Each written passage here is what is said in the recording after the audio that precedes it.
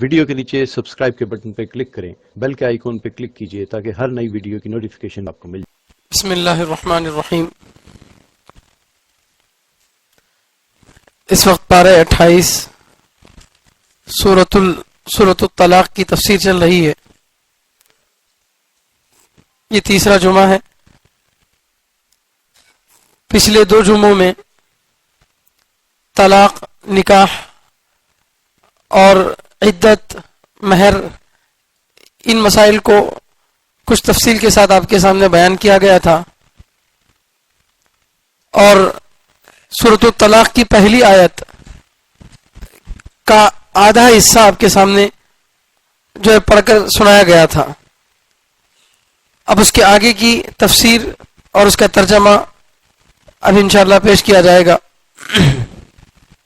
اعوذ باللہ من الشیطان الرجیم، بسم اللہ الرحمن الرحیم۔ وَتِلْكَ حُدُودُ اللَّهِ وَمَن يَتَعَدَّ حُدُودَ اللَّهِ فَقَدْ ظَلَمَ نَفْسَهُ لَا تَدْرِي لَعَلَّ اللَّهَ يُحْدِثُ بَعْدَ ذَلِكَ أَمْرًا فَإِذَا بَلَغْنَ أَجَلَهُنَّ فَأَمْسِكُوهُنَّ بِمَعْرُوفٍ أَوْ فَارِقُوهُنَّ بِمَعْرُوفٍ وَأَشْهِدُوا ذَوَيْ عَدْلٍ مِّنكُمْ وَأَقِيمُوا الشَّهَادَةَ لِلَّهِ ذَلِكُمْ يُوعَظُ بِهِ مَن كَانَ يُؤْمِنُ بِاللَّهِ وَالْيَوْمِ الْآخِرِ وَمَن يَتَّقِ اللَّهَ يَجْعَل لَّهُ مَخْرَجًا وَيَرْزُقْهُ مِنْ حَيْثُ لَا يَحْتَسِبُ وَمَن يَتَوَكَّلْ عَلَى اللَّهِ فَهُوَ حَسْبُهُ إِنَّ اللَّهَ بَالِغُ أَمْرِهِ قَدْ جَعَلَ اللَّهُ لِكُلِّ شَيْءٍ قَدْرًا وَاللَّائِي يَئِسْنَ مِنَ الْمَحِيضِ مِن نِّسَائِكُمْ إِنِ ارْتَبْتُمْ فَعِدَّتُهُنَّ 3 أشهر وَاللَّائِي لَمْ يَحِضْنَ وَأُولَاتُ الْأَحْمَالِ أَجَلُهُنَّ أَن يَضَعْنَ حَمْلَهُنَّ وَمَن يَتَّقِ اللَّهَ يَجْعَل لَّهُ مِنْ أَمْرِهِ يُسْرًا ذَلِكَ أَمْرُ اللَّهِ أَنزَلَهُ إِلَيْكُمْ وَمَن يَتَّقِ اللَّهَ يُكَفِّرْ عَنْهُ سَيِّئَاتِهِ وَيُعْظِمْ لَهُ أَجْرًا۔ صدق اللہ العظیم۔ گزشتہ جمعہ میں جو سورہ کی تفسیر آئی تھی اس کا مختصر خلاصہ آپ کے سامنے بتاتا ہوں، کیونکہ بہت سارے نئے لوگ موجود ہیں۔ اللہ تعالیٰ نبی علیہ السلام کے ذریعے سے ساری امت سے یہ کہہ رہے ہیں، یا ایھا النبی، اے پیغمبر، اے محمد صلی اللہ علیہ وسلم، اذا طلقتم، جب تم طلاق دو، النساء، عورتوں کو، فطلقوہن، تو ان کو طلاق دو، لعدتہن، ان کی عدت سے پہلے، یعنی پاکی میں، طہر کے اندر ان کو طلاق دو، واحصوا العدہ، اور عدت کو شمار کرو، گنتی کرو، واتقوا اللہ ربکم، اور ڈرو اللہ سے جو تمہارا رب ہے، لا تخرجوہن من بیوتہن، اے ایمان والو تم نہ نکالو ان عورتوں کو ان کے گھروں سے، ولا یخرجن، اور وہ عورتیں بھی نہ نکلیں، الا مگر ان یأتین بفاحشۃ مبینہ، کہ وہ کھلی بے حیائی کا کام کریں۔ یہاں تک کی تفسیر ہو چکی تھی، جس کا خلاصہ یہ تھا کہ اگر کوئی مرد اپنی بیوی سے اس کی جو ہے بنتی نہیں ہے، یا بیوی کو شوہر سے نہیں بنتی ہے، اور آپس میں صلح صفائی کی ساری کوششیں مکمل ہو چکی، فعظوہن واہجروہن فی المضاجع واضربوہن وان خفتم شقاق بینہما، یہ سارے مراحل پورے ہو چکے، اس کے باوجود بھی آپس میں دونوں کی جو ہے بنتی نہیں ہے، اور اللہ یقیم حدود اللہ، اللہ کی حد کو، یعنی اللہ کے جو قوانین ہیں اس کو دونوں ادا نہیں کر سکتے۔ اس نوبت کو بات پہنچ گئی، نہ بیوی شوہر کے حق ادا کرنے کے لیے تیار ہے، نہ شوہر بیوی کے حق ادا کرنے کے لیے تیار ہے، تو اسی صورت میں جو ہے آخری مسئلہ ہے طلاق کا، تو طلاق دو۔ لیکن طلاق کب دینا ہے؟ پاکی کی حالت میں، طہر کی حالت میں طلاق دینا ہے۔ کیوں؟ اس لیے کہ اگر ناپاکی کی حالت میں طلاق دیں گے تو یہ گناہ ہوگا، ایک تو گناہ ہوگا، دوسرا ناپاکی کی حالت میں، جس ناپاکی کی حالت میں طلاق دیے وہ ناپاکی عدت میں شمار نہیں ہوتی۔ ایک عورت حیض کی حالت میں ہے، اور حیض کی حالت میں اس کو طلاق دے دیا شوہر, تو جس حیض میں انہیں ہے وہ حیض اس کی عدت میں شمار نہیں ہوتا. اس حیض کے بعد جو پاکی کے دن آئیں گے وہ بھی عدت میں شمار نہیں ہوتے. اس کے بعد کا حیض وہ عدت میں ہوگا. تو 3 حیضوں سے عدت پوری ہو جا سکتی تھی, مگر یہاں پر کیا ہوا, ایک حیض اور ایک عدت بیکار چلی گئی, تو عدت عورت کی لمبی ہو گئی, عورت کو تکلیف ہوگی. اور اسی طرح پاکی کی حالت میں صحبت کر کے اگر طلاق دیتا ہے تو یہ بھی گناہ ہے. کیوں؟ اس لیے کہ اس میں یہ نیت خالص نیت نہیں ہے. بیوی سے اپنی ضرورت پوری کر لیا, اب ضرورت پوری کرنے کے بعد اس کو چھوڑ دے رہا ہے, اس طرح کی بات آئے گی. اس لیے صحبت کرنے کے بعد بھی طلاق نہیں دینا اور ناپاکی کی حالت میں بھی طلاق نہیں دینا, ایک ساتھ ایک سے زیادہ طلاقیں بھی نہیں دینا. اور جب طلاق دیں تو عورت کی عدت کیا ہے اس کو گننا چاہیے, کب اس کو ناپاکی آئی, کب یہ پاک ہوئی, پھر کب ناپاکی آئی, پھر کب پاک ہوئی. یہ ضروری ہے کیونکہ عورت اکیلی یاد رکھے گی غلطی کر سکتی ہے, مرد کو بھی یاد رکھنا چاہیے. اور نکاح اور طلاق کے مسائل ایسے ہیں جن کا جو ہے تعلق صرف اللہ کے ڈر سے, تقوی سے ہے. کوئی پولیس, کوئی فوج آپ کو اس حکم پر مجبور نہیں کر سکتی. یہ پرسنل لا ہے, اپنے آئلی مسائل ہے, ان میں صرف اللہ کا ڈر ہوگا, اللہ کا تقوی ہوگا تو آدمی عمل کر سکتا, ورنہ نہیں کر سکتا. اس لیے اللہ تقوی کا حکم دے رہے. اور آگے یہ بتائے کہ طلاق دے دینے کے بعد بیوی کو اپنے ہی گھر میں رکھنا ہے. اب اپنے گھر یعنی شوہر کا گھر ہے, اس شوہر کے گھر کو اللہ بول رہی ہے وہ بیوی کا گھر بول کے. اے ایمان والو, تم ان عورتوں کو عورتوں کے گھر سے نہ نکالو. تو عورت کا گھر کون سا ہے؟ وہی جو شوہر کا ہے. کیسا ہو جاتا وہ گھر؟ وہ تو شوہر کا ہے نا. شوہر کا اس اعتبار سے ہے کہ وہ اس کا کرایہ بن رہا یا وہ اس کا مالک ہے, اور عورت کا اس اعتبار سے ہے کہ اللہ وہاں رہنے کا اس کو اختیار دیا, اس گھر میں رہنے کا اختیار اللہ دیا ہے. وہ شوہر کے احسان پر نہیں رہ رہی. شادی کر کے کوئی اپنی بیوی کو بڑا مکان دلاتا ہے یا کرایہ کا الگ گھر جو ہے رکھتا ہے, تو شوہر اپنی بیوی پر کوئی احسان نہیں کر رہا, وہ اللہ کا حکم ہے, دینا ہے تو دینا ہے. تو اس لیے ان کو عورتوں کا گھر بول رہے. تو خود شوہر بھی نہ نکالے, طلاق دے دیا اب نکال کے پھینک دیا گھر سے, ایسا نہیں کرنا. اور اسی طرح عورت خود بھی شوہر کے گھر سے نہیں نکلنا. کیوں؟ اس لیے کہ یہاں آپ کی مرضی نہیں چلتی, یہاں رکنا آپ کی مرضی نہیں ہے بلکہ اللہ کا حکم ہے. عدت کے زمانے میں شوہر کے گھر میں رہنا اللہ کا حکم ہے. شوہر بیوی دونوں راضی ہو گئے اور بولے کہ نکل جاؤ, نہیں چلتا. تمہارے راضی ہونے سے اللہ کا حکم, اللہ کا حق ختم نہیں ہوتا. اللہ کا حق ہے کہ عدت شوہر کے گھر میں گزارنا ہے تو گزارنا ہی ہے. ہاں کچھ صورتیں ایسی ہیں جس میں جو ہے عورت کو گھر سے نکالا جا سکتا ہے. مثال کے طور پر ایک صورت تو یہ ہے کہ خود ہی عورت گھر سے نکل گئی, شوہر کے گھر سے نکل گئی, تو اللہ تعالیٰ فرماتے ہیں یہ بے حیائی ہے, یہ بے حیائی ہے, نہیں نکلنا چاہیے. تمہیں غلطی کرے تو یہاں سے بھاگ جاتی, غلطی نہیں کرے رکو, شوہر کے گھر میں رہو. کیونکہ اس رہنے کے زمانے میں جب شوہر تم کو دیکھے گا تو پھر اس کو اپنی غلطی کا احساس ہوگا کہ بھئی میں اس کو مار رہا تھا, میں اس کو یہ کر رہا تھا بول کے. اگر تمہیں جا کے اپنی ماں کے گھر میں بیٹھے تو یہ نہیں جو ہے آپ کا افسوس نہیں مناتا, یہ تو پھر دوسری شادی کے چکر میں جو ہے لگ جاتا. تو اس لیے عورت اگر گھر میں رہے گی تو اس کو جو ہے اپنی بیوی کا خیال رہے گا, اپنی غلطی پر افسوس بھی ہو سکتا ہے. ایک صورت تو یہ کہ عورت ہی خود بخود نکل جائے, اس کو بے حیائی کی صورت کہیں. اس صورت میں آیت کا مطلب یہ ہوگا جیسے ہم لوگ بولتے ہیں انسانیت تمہارے اندر ہے تو مت کرو. مطلب کیا؟ اگر کرے تو انسانیت سے گیا ہوا کام ہے. ویسے اللہ بول رہے اے عورتوں تم شوہر کے گھر سے مت نکلو. اگر تمہیں بالکل بے حیا ہی تو نکل جاؤ, مطلب نکلنے کی اجازت نہیں ہے بلکہ اس نکلنے کو بہت برا عمل بتایا جا رہا کہ بالکل بے حیائی کا کام ہے. ایک مطلب تو اس کا یہ ہے. دوسرا مطلب یہ ہے کہ عورت نعوذ باللہ زنا کری شوہر کے گھر میں, یا چوری کری, چوری کرنے کی وجہ سے ہاتھ کاٹے جاتے ہیں, زنا کرنے کی وجہ سے, شادی شدہ ہونے کی وجہ سے پتھروں سے اس کو مار کر ختم کر دیا جاتا ہے. تو یہ سزا جاری کرنے کے لیے اس کو کہاں سے کرنا کرتا؟ گھر سے نکالنا پڑے گا. تو اس صورت میں وہ نکل جائے. ایک مطلب یہ ہے. تیسرا مطلب یہ ہے کہ عورت بد زبان ہے, بہت زیادہ بد زبان ہے, نہ شوہر کو چھوڑ رہی, نہ ساس کو چھوڑ رہی, نہ گھر میں کسی کو چھوڑ رہی. 4 مہینے یا 3 حیض تک اس کو برداشت کرنا ممکن نہیں ہے. وہ حالت کے گالیں دے رہی, وہ حالت کا جو ہے گھر میں خطرناک قیامت ہے بول کے تو اس کو طلاق دے دیا انہیں. اب اتنا منہ فر فر فر فر چلا رہی کہ وہاں رہی تو مار پیٹ سے زیادہ مسئلہ اور آگے بڑھ سکتا. تو اسی صورت میں بھی کیا کر سکتے ہیں, عورت کو اس کے ماں کے گھر کو بھیج سکتے ہیں. یہ 3 صورتیں جس کو فاحشہ مبینہ کہا گیا. اب آگے آج کی نئی تفسیر ہے وَتِلْكَ حُدُودُ اللَّهِ, اور یہ اللہ کی باؤنڈریاں ہیں, اللہ کی حدیں ہیں. مطلب کیا ہے کہ یہ حکم شوہر کے گھر میں بیوی کو رہنے کا, پاکی کی حالت میں طلاق دینے کا اور ایک طلاق دینے کا, یہ جو احکام ہیں یہ اللہ کی باؤنڈریاں ہیں. جس طرح بارڈر ہوتا ہے, ایک ملک کا دوسرے ملک سے بارڈر ہوتا ہے, تو بارڈر کراس کر کے نہیں جا سکتے. کیوں؟ بارڈر کراس کر کے جانے کے لیے پرمیشن نہیں ہے, آپ نہیں جا سکتے.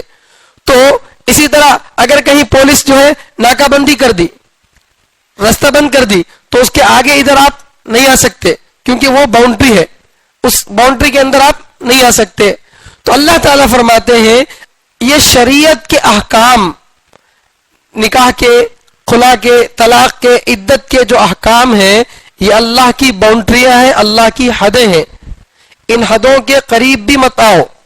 حدیث میں اللہ کے نبی صلی اللہ علیہ وسلم فرماتے ہیں جیسے پرانے زمانے میں لوگ جانور چراتے تھے, آج کل تو بہت کم ہو چکا ہے, قریوں میں ہی یہ کام چلتا ہے. پرانے زمانے میں جو ہے ہر گھر میں جانور ہوتے تھے اور ہر ایک جو ہے اپنے جانوروں کو کسی جگہ جا کر چراتا تھا. لیکن کچھ چراہ گاہیں ایسی ہوتی تھی جو صرف بادشاہ کے جانوروں کے لیے ہوتی تھی, بادشاہ کے جانوروں کے لیے ہوتی تھی. تو اس چراگاہ کے قریب بھی مت جاؤ, کیوں؟ اگر جاؤ گے تو بادشاہ سزا دے گا, وہ بادشاہ کا خاص ایریا ہے. تو اس سے اللہ کے نبی صلی اللہ علیہ وسلم فرماتے ہیں جس طرح ایک بادشاہ کی خاص باؤنڈری ہوتی ہے, آپ اسمبلی جانا ہے, پارلیمنٹ جانا ہے تو اندر گھس نہیں سکتے, اس کی حد ہے, اس حد تک تمہیں جو ہے جا سکتے, اس کے اندر نہیں جا سکتے. پارلیمنٹ میں اگر اندر چلے گئے تو جانا منع ہے, نہیں جا سکتے. تو اسی طریقے سے یہ احکام اللہ کی حدیں ہیں, ان میں جو بتایا گیا وہ کرو. اللہ کے بتائے ہوئے عمل کو چھوڑ کر اپنی مرضی سے کوئی کام کرنا یہ غلط ہے. آج بڑی پریشانی کی بات یہ ہے کہ لوگ نکاح کے وقت میں تو مولانا کو بلاتی بیان کرنے کے لیے, مولانا کو بلاتی نکاح کا خطبہ پڑھانے کے لیے اور بڑی برکت سمجھتے, نائب صاحب کو بلاتے, ان کو بلاتے, سب کچھ کرتے, ٹھیک ہے. لیکن جب میاں بیوی کا جھگڑا ہوتا تو کون سا بھی عالم یاد نہیں آتا, جب فرسٹ یاد آنے کا کورٹ نے تو پولیس اسٹیشن. تو یہ ہماری بے حسی کی بات ہے. ہم جب اپنے مسائل کو شریعت کے علاوہ دوسرے لوگوں کے سامنے پیش کرنا شروع کر دیے تو اللہ ہماری شریعت پر انگلی اٹھانے والوں کو پیدا کر دیا. ہم خود اگر شریعت پر عمل کرتے تو یہ مصیبتیں نہیں آتی. آج مسجدوں پر پابندیاں لگ رہی ہیں, مدرسے توڑے جا رہے ہیں, دعوت و تبلیغ کی محنت پر پابندیاں لگ رہی ہیں. یہ سب کیوں؟ جب کوئی کام صحیح ڈھنگ سے کیا جاتا ہے اس پر کوئی پابندی نہیں آتی. اگر کام کے اندر شریعت کے خلاف کوئی کام کرے تو پھر اس کے اندر اللہ تعالیٰ کی طرف سے رکاوٹیں آتی ہیں. تو اللہ تعالیٰ فرماتے ہیں یہ اللہ کی باؤنڈریاں ہیں, ان کو کراس کر کے مت جاؤ, جو اللہ بولے وہی کام کرو, اس سے آگے مت بڑھو. اچھا اگر کوئی آگے بڑھ گیا, وَمَن يَتَعَدَّ, جو کوئی اللہ کی باؤنڈریوں کو پار کر جائے, یعنی اللہ بولے کہ مثال کے طور پر طلاق دینا ہو تو پاکی میں دو, ان ناپاکی میں دیا, یا ایک طلاق دینا تھا 2 طلاق دے دیا ایک پاکی میں, یا صحبت کرنے کے بعد طلاق دیا, یا عورت کو طلاق کے بعد گھر سے نکال دیا. ایسا کوئی کام اگر کرتا ہے تو ایسا کر کے انہیں اسلام کا کوئی نقصان نہیں کر رہا. اگر کوئی شریعت کے خلاف عمل کر لیا تو اسلام کا کچھ نہیں بگڑا, تیرے عمل نہیں کرنے سے کیا ہوگا. وَمَن يَتَعَدَّ حُدُودَ اللَّهِ, جو اللہ کی حدوں کو پار کر جاتا ہے, فَقَدْ ظَلَمَ نَفْسَهُ, تو وہ اپنے آپ پر ظلم کیا, وہ اپنے آپ پر ظلم کیا. کیوں؟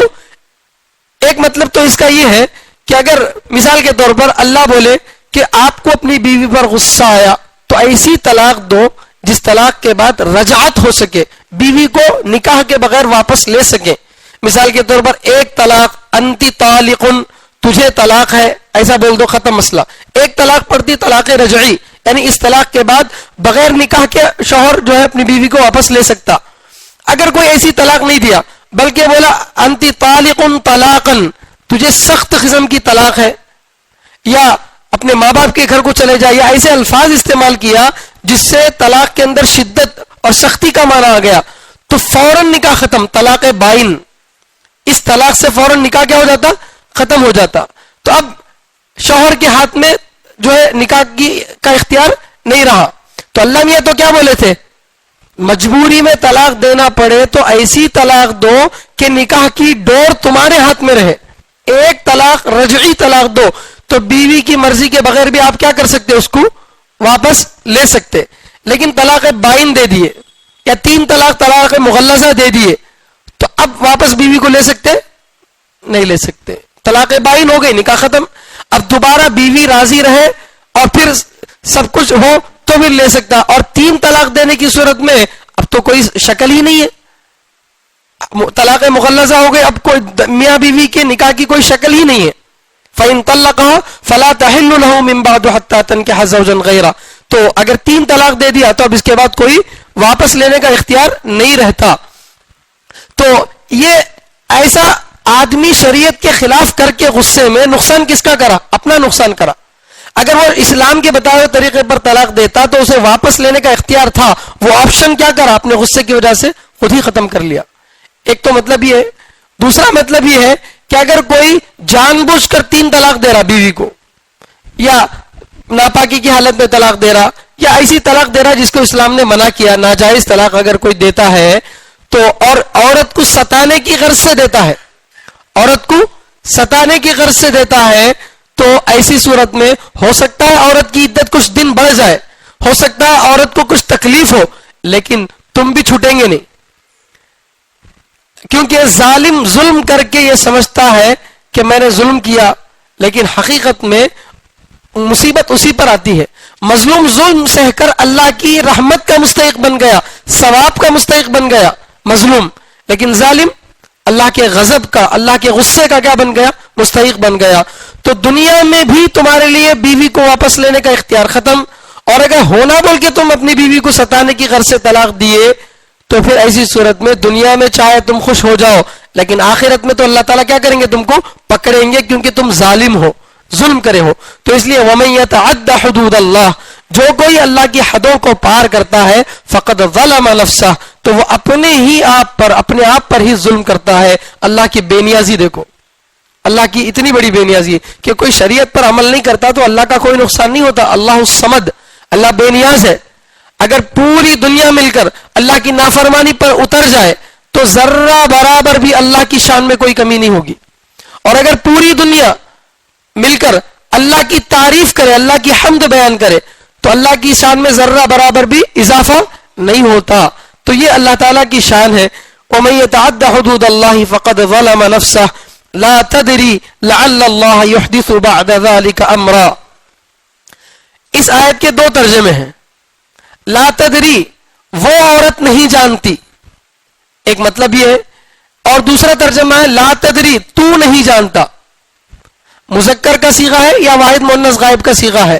تو لا تدری، تو نہیں جانتا. کس کو بول رہے؟ طلاق دینے والے کو. طلاق دینے والے کو اللہ تعالیٰ بول رہے کہ اے طلاق دینے والے تو نہیں جانتا. کیا نہیں جانتا؟ لعل اللہ، شاید اللہ، یحدث، پیدا کرے گا، بعد ذالک، اس کے بعد، امرا، کوئی معاملہ. شاید اللہ اس کے بعد کوئی نیا معاملہ پیدا کر دے گا، یہ بات تو نہیں جانتا. ایک ترجمہ یہ. دوسرا، وہ عورت نہیں جانتی. کیا نہیں جانتی؟ کہ شاید اللہ اس کے بعد کوئی معاملہ پیدا کریں گے. تو بہرحال اس آیت میں مرد کو بھی مراد لیا جا سکتا، عورت کو بھی مراد لیا جا سکتا. جس عورت کو طلاق پڑ گئی ہے وہ عورت، یا طلاق دینے والا مرد، ان دونوں کے بارے میں آیت ہو سکتی. مطلب کیا ہے اس کا؟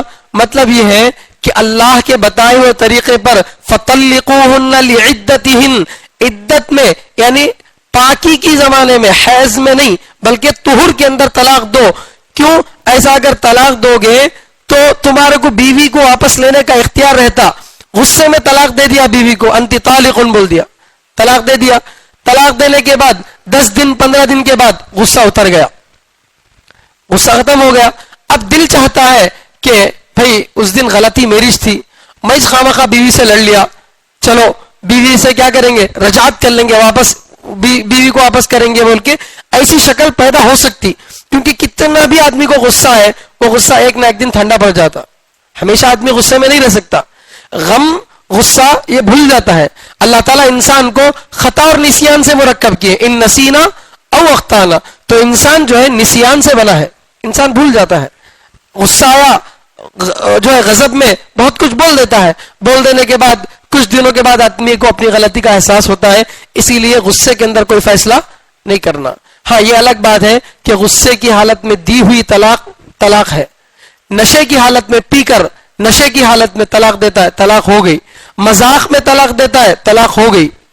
سمجھے, زبردستی کوئی گن پوائنٹ رکھ کے طلاق بول رہا, طلاق ہو گئی. تو ثلاث جدہن جد ہزلہن جد الطلاق والنکاح والعتاق, 3 چیزیں ایسی ہیں جن کا سیریس بھی سیریس ہے, مذاق بھی مذاق ہے.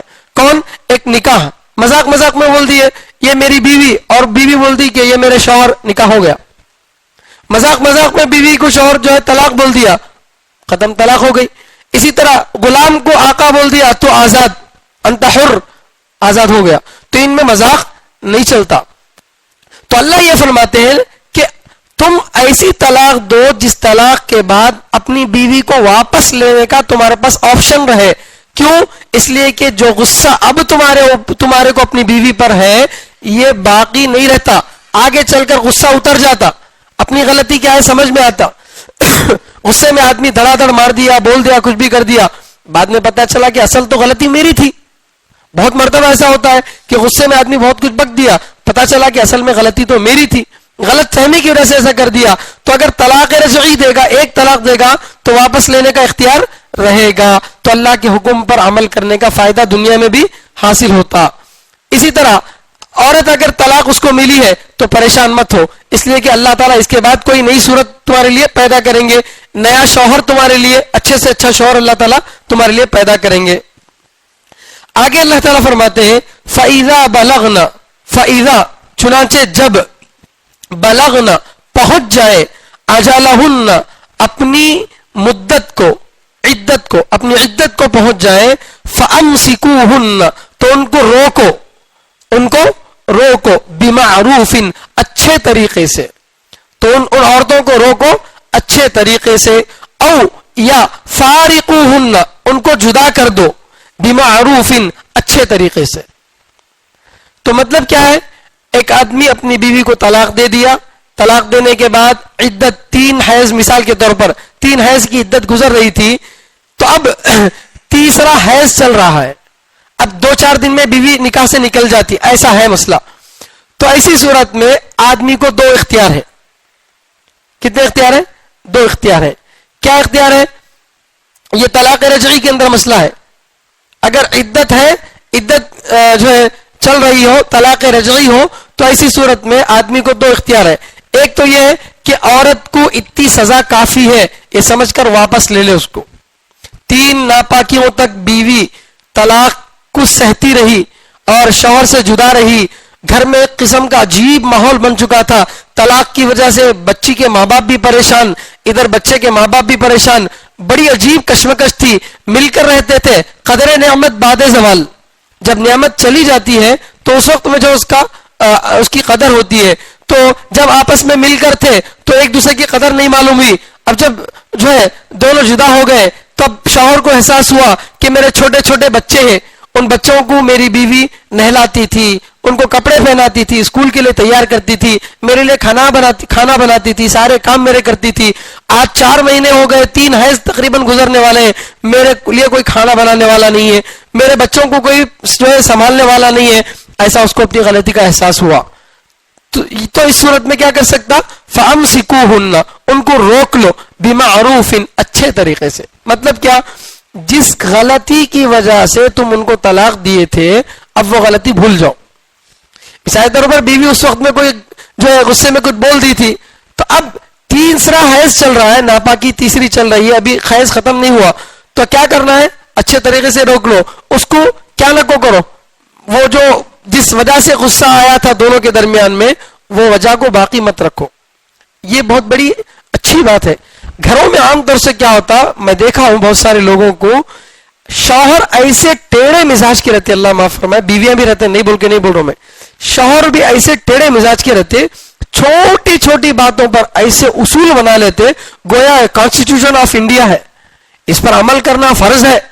ऐसा मिसाल के तौर पर बीवी को जो है घर में आते शौहर फौरन पूछना कैसे हैं जी, तुम्हें पानी देना, या जो है क्या खाती बोल को नहीं पूछना, ला को रख डालना सामने, ऐसे उसूल बना लेते हैं। अब बीवी क्या खाती तुम्हें बोल के पूछ डाले, गुस्सा, क्या खाती, खाती नहीं खाती ऐसा नहीं पूछना, अब गुस्सा करे। अब भाई क्या बड़ी बात है, इतना ज्यादा अपना पारा चढ़ा लेने की क्या जरूरत है?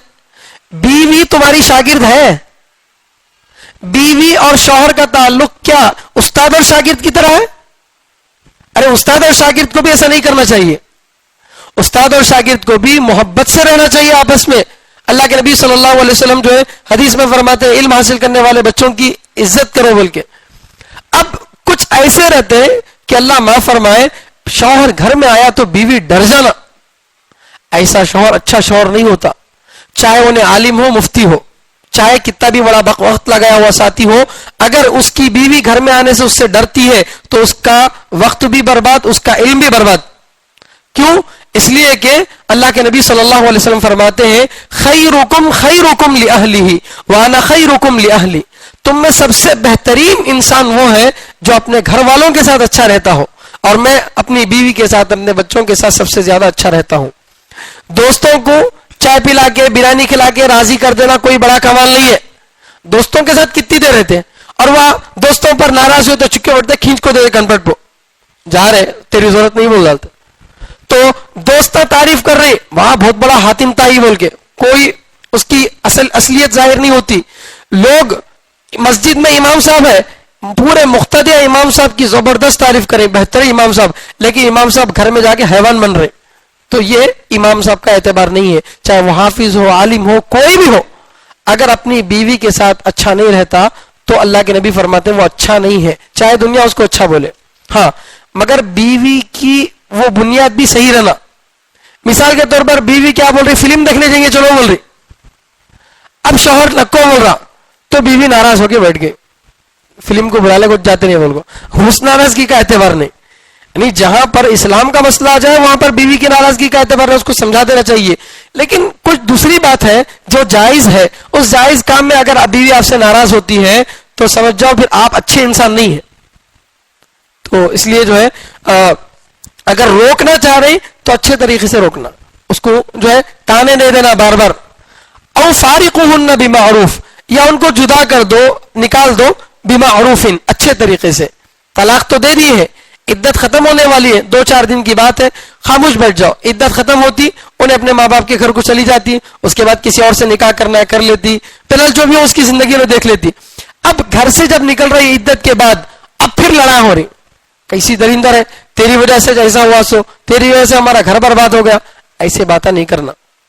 रुखसत करते वक्त में भी अच्छा तरीका, और रखे तो भी अच्छा तरीका। अल्लाह अकबर, ये इस्लाम है। अहबिब हबीबका हौनम्मा असा अन यकून बगीज़का यौमम्मा, अबगिज़ बगीज़का हौनम्मा असा अन यकून हबीबका यौमम्मा।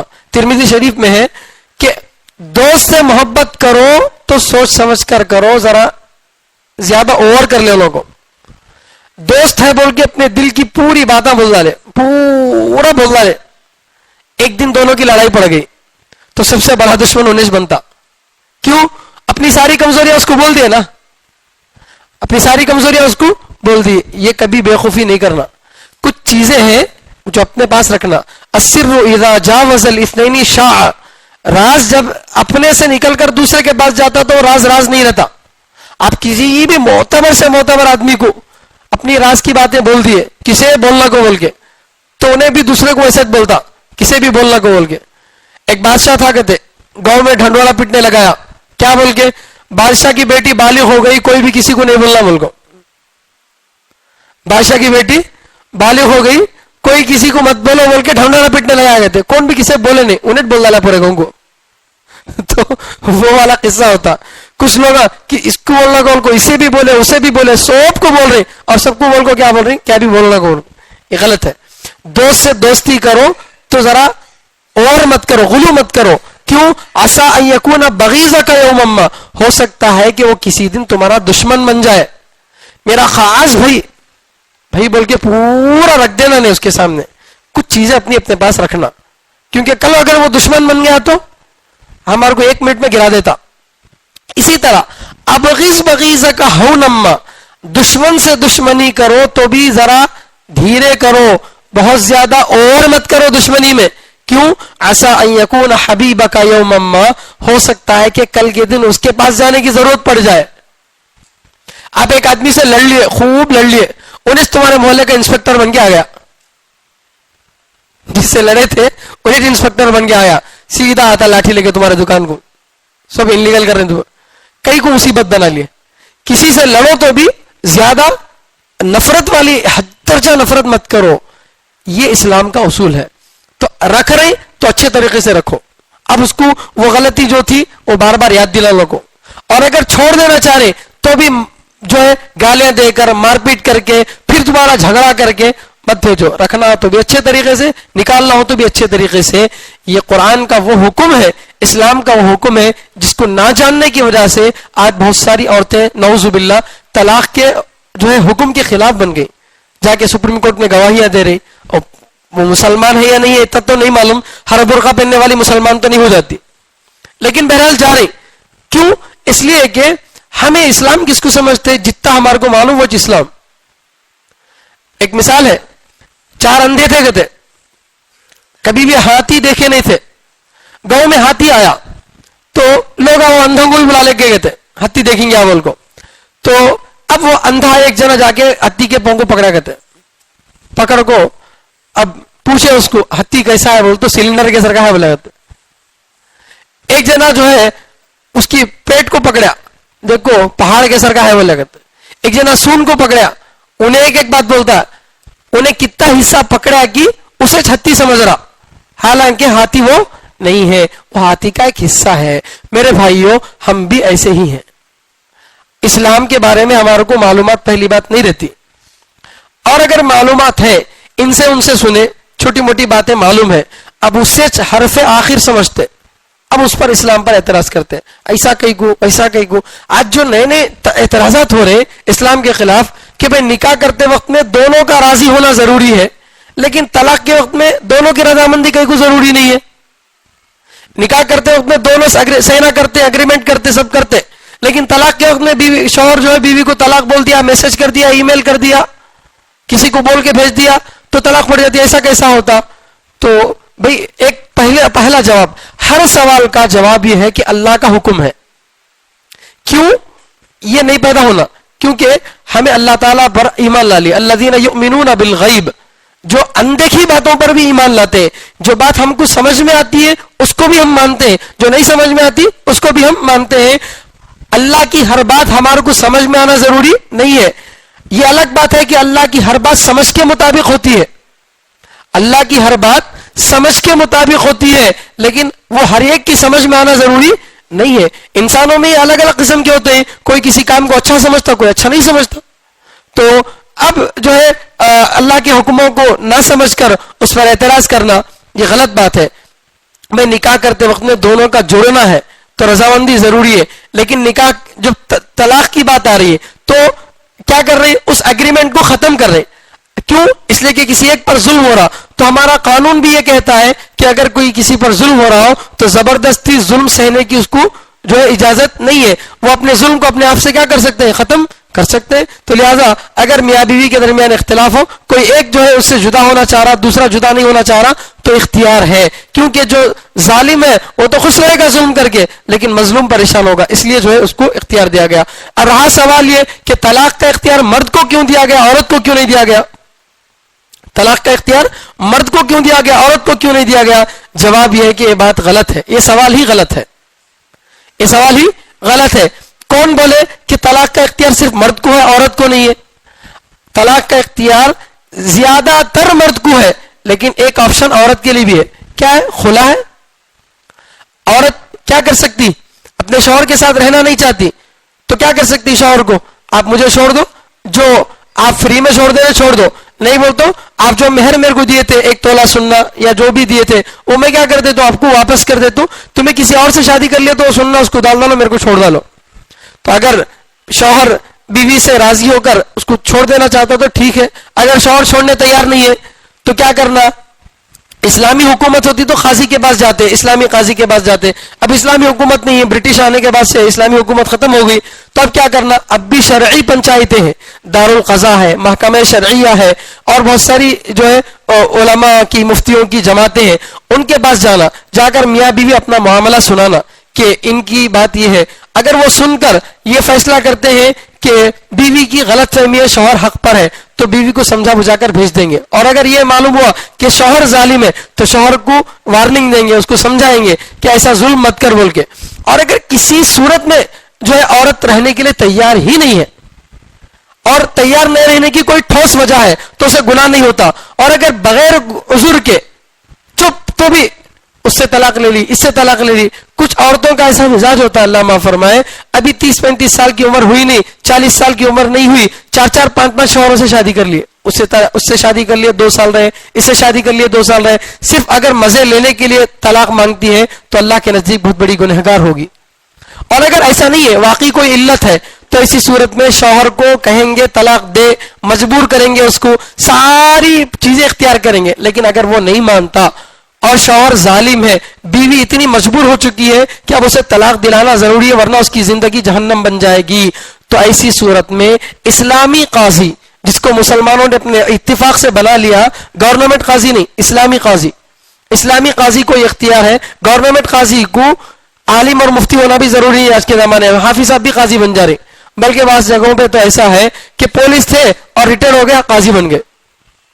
تو یہ گورنمنٹ قاضی ہے. گورنمنٹ قاضی کا مطلب کیا ہے, نکاح پڑھانے کی اجازت ہے, طلاق وغیرہ کے اگریمنٹ بنانے کی, اس کے ڈاکومنٹس بنانے کی ان کو اجازت ہے, لیکن فسخ وغیرہ کرانے کا ان کو اتنا اختیار نہیں ہوتا. ہاں اگر وہ خود ماہر ہو, مفتی ہو, اور کئی علماء اور مفتیوں کی جماعت اس کے ساتھ رہتی ہو, تو ایسی صورت میں اگر وہ جماعت مسلمانوں کی متفقہ معتبر جماعت ہے, تو ایسی صورت میں آخری آپشن ہے کہ وہ اگر شوہر اس کو طلاق دینا نہیں چاہ رہا تو وہ مسلمانوں کی جماعت کا جو متفقہ مفتی ہے وہ کیا کر سکتا, بیوی کو شوہر سے الگ کر سکتا, شوہر کی رضامندی کی ضرورت نہیں ہے. یہ ایک آپشن تو عورت کے لیے بھی باقی ہے. سمجھ رہے بات؟ تو یہ سوال ہی غلط ہے کہ طلاق کا اختیار صرف اس کو کیوں دیا, اس کو کیوں نہیں دیا گیا. اختیار تو اس کو بھی ہے, یہ الگ بات ہے کہ اس کو اختیارات کم ہے. دوسری بات, عورت کو طلاق کا اختیار اس لیے نہیں دیا گیا کیونکہ قرآن فرماتا ہے الرجال قوامون علی النساء, مرد عورتوں پر ذمہ دار بنائے گئے ہیں. گھر کا جو مینٹیننس ہے وہ کس کے ہاتھ میں ہے, مرد کے ہاتھ میں ہے, مرد کے ہاتھ میں ہے. اسی لیے مشورے میں عورتوں کو امیر نہیں بنانا بولتے, کیونکہ گھر کا پورا اختیار کس کے ہاتھ میں رہنا, مرد کے ہاتھ میں رہنا.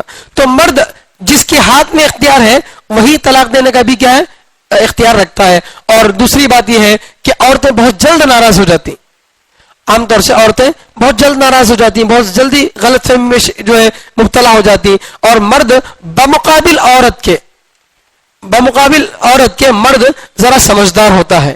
اسی لیے گواہی کے موقع پر دوسرے جگہوں پہ 2 عورتوں کو ایک مرد کے قائم مقام قرار دیا گیا. تو مرد کے اندر ذرا سمجھداری زیادہ ہوتی ہے. آپ دیکھو نا, میاں بیوی کے جب جھگڑے چلتے ہیں تو شوہر سمجھدار اگر ہے تو انہیں سمجھ کی بات کرتا, عورت الٹی لڑائی لڑتی. بعض اس کا الٹا بھی ہوتا ہے, شوہر پڑھا لکھا نہیں ہے, دین سے واقف نہیں ہے, لیکن عورت پڑھی لکھی ہے تو انہیں بھی جو بات کرتی ہے. لیکن عام طور سے مرد چونکہ سمجھدار ہوتا ہے اس لیے اس کے ہاتھ میں اختیار دیا گیا طلاق کا, ورنہ طلاق کا اختیار بعض صورتوں میں کس کو بھی ہے, عورت کو بھی ہے. تو ایسے جو ہے سوالات کھڑے کیے جاتے ہیں. تو ان سب کا جواب کیا ہے, یہ اللہ کا حکم ہے, اللہ نے حکم دیا تو ماننا ہے. مثال کے طور پر گورنمنٹ حکم دیتی کہ لال لائٹ پڑی تو رک جانا, گرین لائٹ پڑی تو جانا بول کے. اب جا کے پوچھو پولیس والے سے, تمہیں کیا جی میرے کو روکتے سو, تمہارے باوا کی روڈ ہے, میری گاڑی میرا پیٹرول میں جا رہا ہوں, تمہیں کون سی روکتے سو. کو ایک مارا تو پھر بعد میں ہسپتال میں ہوش آتا. کیوں؟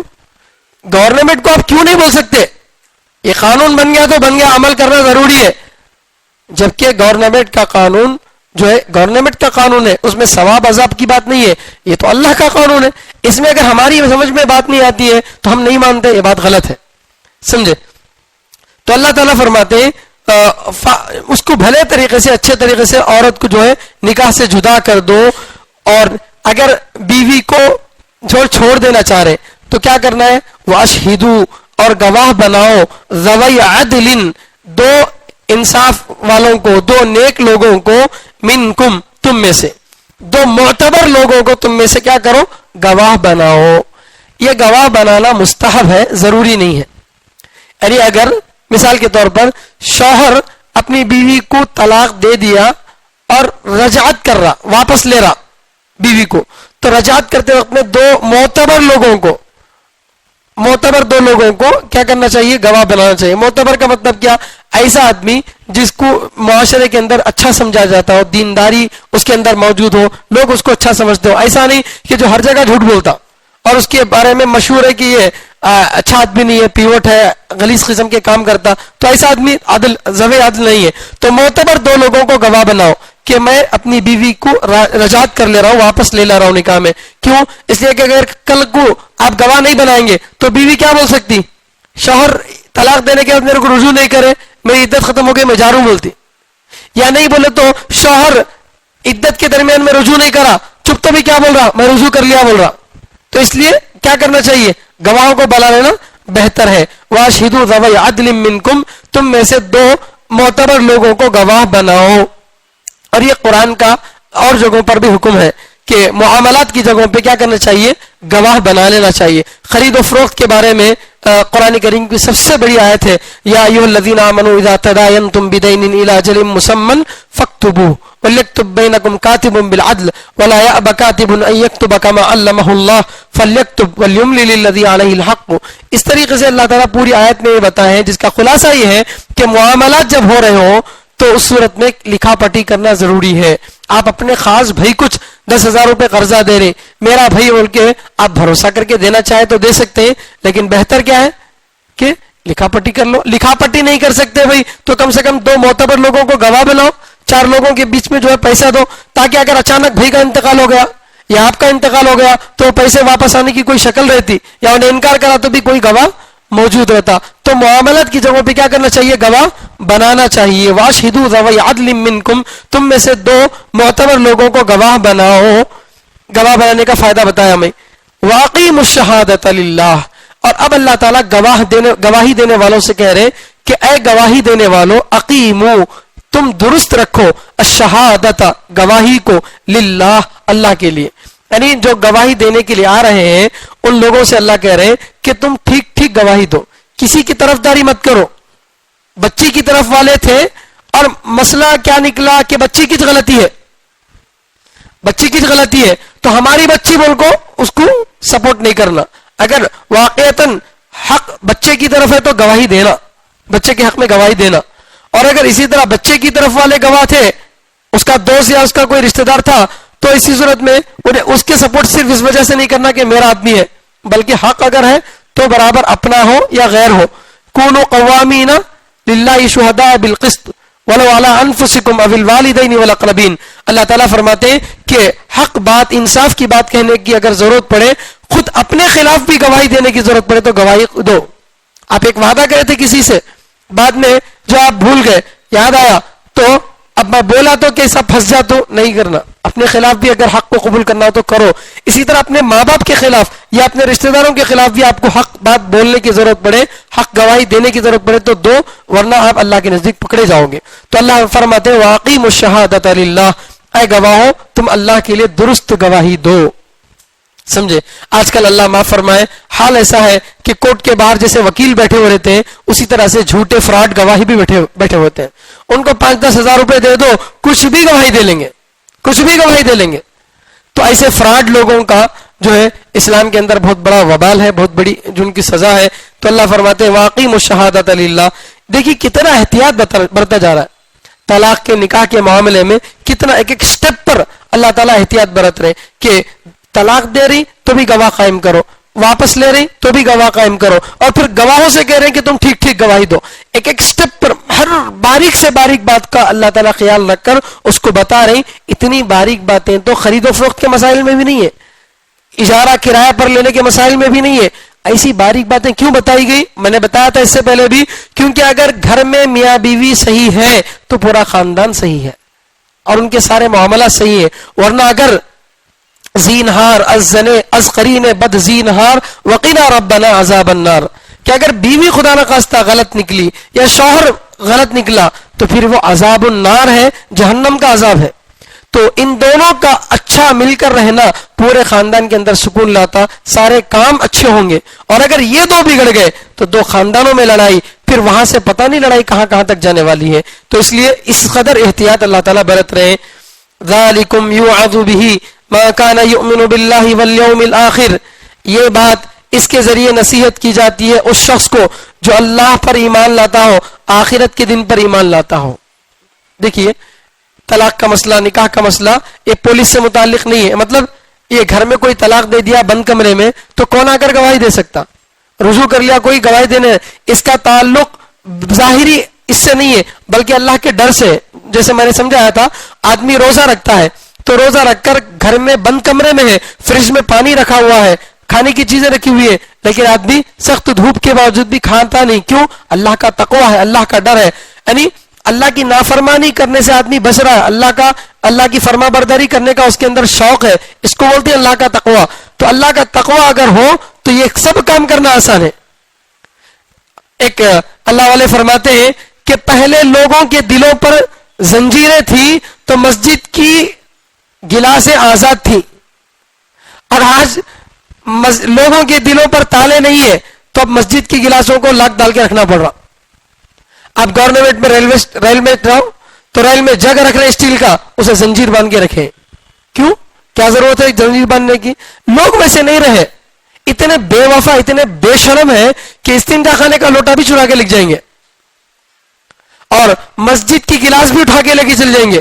مسجد والے لاتے لاتے گلاس تھک گئے، اس واسطے گلاس کو سوراخ مار کے چین ڈال کے رکھ دیے. کیوں؟ لوگوں کے دلوں پر چین نہیں ہے، وہ تقوی ان کے اندر نہیں رہے. تو تقوی اگر ہوگا تو آدمی کو کوئی بولنے کی ضرورت نہیں ہے، اپنے آپ سارے کام کرے گا. اس لیے اللہ تعالیٰ دوبارہ تقوی کا حکم دے رہے. ذالکم، یہ یوعظ بہ، اس کے ذریعے نصیحت کی جاتی ہے. من، کس کو؟ کان یؤمن باللہ والیوم الآخر، جو اللہ پر اور آخرت کے دن پر ایمان لاتا ہے. نصیحت تو سب کے لیے ہے، مگر اس سے فائدہ کون اٹھائے گا؟ جو اللہ اس کے اور اللہ پر آخرت کے دن پر ایمان رکھتا ہے. نصیحت تو قرآن سب کی ہے. قرآن کریم میں ایک جگہ اللہ تعالیٰ فرماتے ہدی للناس، پورے لوگوں کے لیے ہدایت ہے، اور دوسری جگہ اللہ فرماتے ہدی للمتقین، متقی لوگوں کے لیے ہدایت ہے. تو ایک طرف تو لوگوں کے لیے بول رہے ہیں، دوسری طرف متقی کے لیے بول رہے ہیں. کیا مطلب ہے؟ مطلب یہ ہے کہ ہدایت اگرچہ پورے لوگوں کے لیے مگر فائدہ اس سے اٹھانے والے متقی لوگ ہیں. اسی طرح یہ نصیحت تو سب کے لیے ہے اللہ کی، لیکن اس سے فائدہ کون اٹھائے گا؟ اس پر عمل کون کرے گا؟ وہی کرے گا جو ایمان رکھتا ہو اللہ پر، جس کو یہ معلوم ہو کہ اللہ کا حکم میرے لیے آخری حکم ہے، اس کے بعد میں اپنی عقل کو نہیں چلاؤں گا. اور قیامت کا دن ہے، آخرت کا دن ہے، اگر میں کوئی غلطی کروں گا تو اللہ تعالیٰ قیامت کے دن میری پکڑ فرمائیں گے. یہ ڈر جس کے دل میں ہوگا وہ آدمی ان باتوں پر عمل کرے گا. اللہ کا ڈر ہی نہیں ہے تو پھر آدمی بے حیا باش ہرچ خواہی کن. تو وہی بات ہے، لم تستحی فاصنع ما شئت، اگر تم کو شرم نہ ہو تو جو چاہے تم کر لو. تو اس کے ذریعے نصیحت کی جاتی ہے اس کو جو اللہ اور اس کے آخرت کے دن پر ایمان لاتا ہو. ومن یتق اللہ یجعل لہ مخرجا، اور جو کوئی اللہ سے ڈرتا ہے تو اللہ اس کے لیے نکلنے کا راستہ بناتے ہیں. جو کوئی اللہ سے ڈرتا ہے، اللہ سے ڈرنے کا کیا مطلب بتایا گیا؟ اللہ کی بات ماننا، عبادت کرنا، گناہوں سے بچنا، یہ ہے اللہ کا تقوی.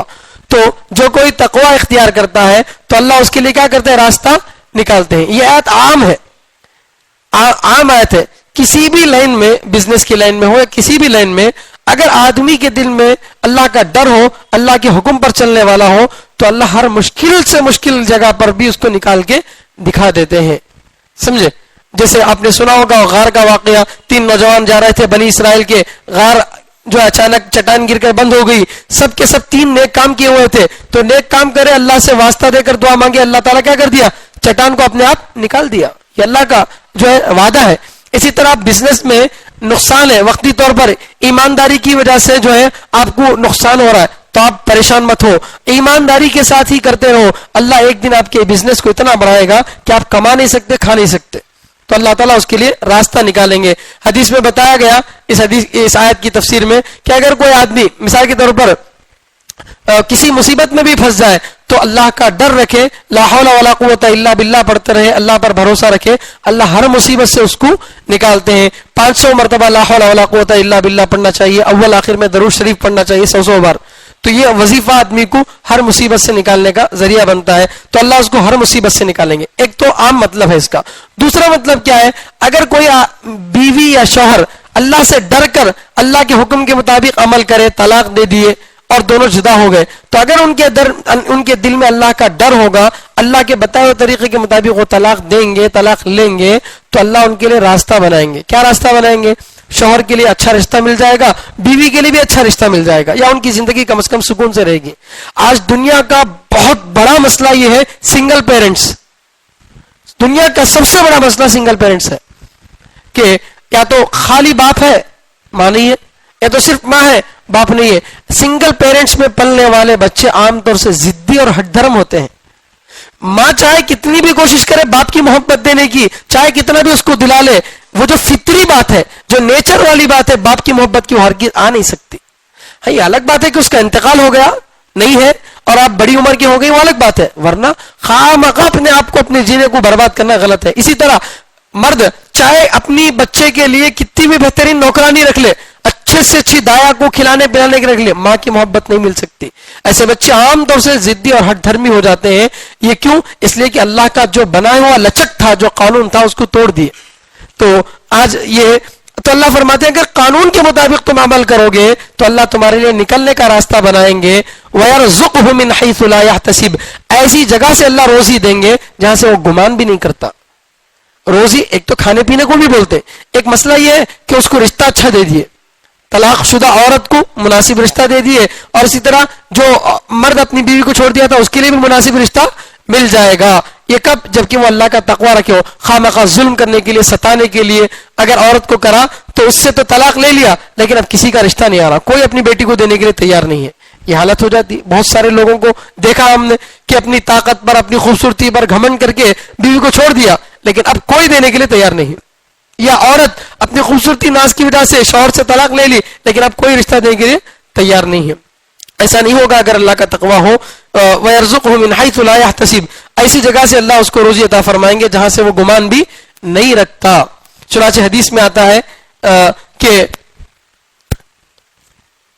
ہر دن صبح کے وقت میں پرندے خالی پیٹ نکلتے ہیں, تغدو خماسا وتروح بطانا, کہ لو انکم تتوکلون علی اللہ حق توکلہ لرزقکم کما یرزق الطیور تغدو خماسا وتروح بطانا. اگر تم اللہ پر ایسا بھروسہ رکھو جیسے اللہ پر بھروسہ رکھنے کا حق ہے, تو اللہ تم کو ایسی روزی دیں گے جیسے پرندوں کو دیتے ہیں. پرندے صبح خالی پیٹ اپنے گھر سے نکلتے ہیں, گھونسلے سے نکلتے ہیں, اور شام کو پیٹ بھر کر واپس آتے ہیں. یہاں پر اپنی بات کو مکمل کرتا ہوں, چونکہ آگے تقوی اور توکل سے متعلق بھی بہت ساری باتیں ہیں. اللہ تعالیٰ سے دعا کہ اللہ تعالیٰ ہم سب کو کہنے سننے سے زیادہ عمل کرنے کی توفیق عطا فرمائے. سبحان اللہ و بحمدہ, سبحانک اللہم و بحمدک, ونشہد ان لا الہ الا انت ونستغفرک ونتوب الیک.